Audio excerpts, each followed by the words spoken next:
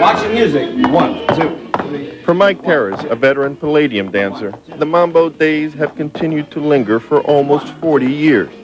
Since the heyday of the Palladium, he and his wife Alita have danced professionally throughout the country and have taught dancing to people from all walks of life. That's it. Today, for example, Mike is instructing a lawyer and an insurance salesman on the finer points of the Mambo. Everything about the Palladium was special because they were kids who just went out there to dance to enjoy.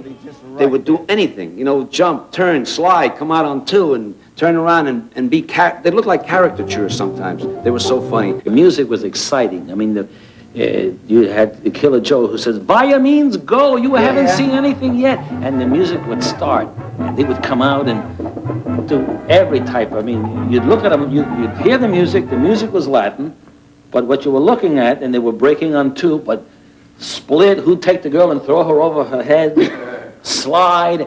So let's have a very pleasant introduction for them, or welcome for them, would you? Augie and Marty. Of all the dance teams to come out of the Palladium, Augie and Margo was undoubtedly the duo that achieved the greatest success.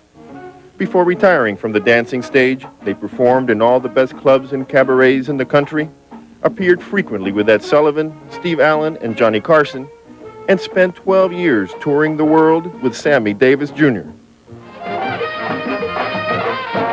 One of the highlights of Augie and Margo's career was their live performance from the roof of the Havana Riviera Hotel for the Steve Allen Show. As they performed, they could hear, mixed in with their dancing music, the sounds of explosions being set off by Castro partisans who were just on the verge of taking power in Cuba. I think the Palladium had a great deal to do with our development performance-wise. We learned what performance was. And from there, naturally, we got different routines and we upgraded ourselves, no? And we did dance for President Kennedy when he was his first birthday at the White House. And we also danced for President Nixon.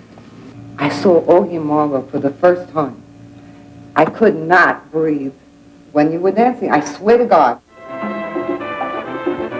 Millie Donay of the famed team of Millie and Cuban Pete, which also appeared frequently on television, is probably most noted for having added a freestyle energy and particularly a sensuality to the movements of the Mambo. I was watching Gilda, Rita Hayworth, and if any of you ever saw that movie, she did a step where I had long hair at the time, where she pulled up her hair and she turned blew it out the rump. I knew you were going to say that one. And I took that, and I did that at the Palladium, and if I tell you that place fell apart. Latin music has a lot of sensual movements, like Millie, especially Millie did. So we wore a special dress, very tight, with the flounce. Then everybody started wearing. So then we decided we used to wear a one-piece type dress, closed, all closed, right?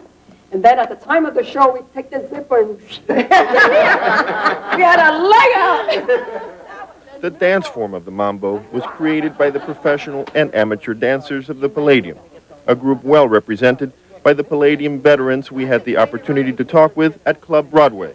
I think they all enjoyed the music. There was that Afro-Cuban influence of the music. It brought a lot of blacks together with the whites, with the Hispanics. Everybody got together.